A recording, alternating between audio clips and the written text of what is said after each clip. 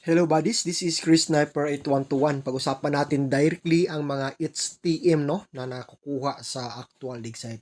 Itong hinahawakan ko ay broken jar na may figure ng sun, itsura ng araw.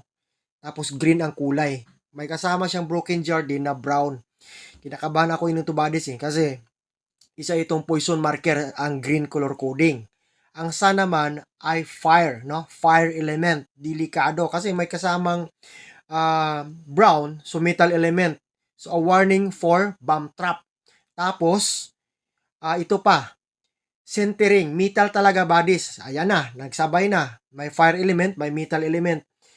Ito, linilisan, yan na siya. Hindi siya kinakain masyado ng rust, Yan, square talaga siya. Tapos may circle, may tatakpa na S.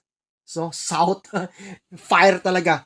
Nasa sentro ito. So, pang centering na talaga sa dig site, More than 5 feet na itong mga nakuha ng mga HTM.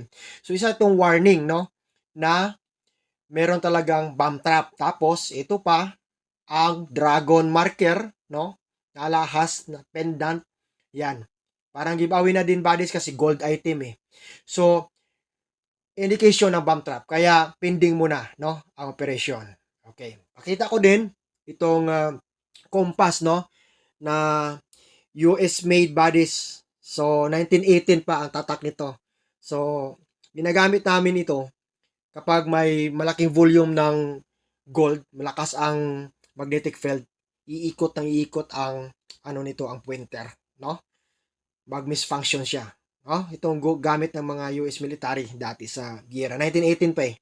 Okay? So, I'm just sharing this for your insights na sa treasure hunting. Bansay Buddies!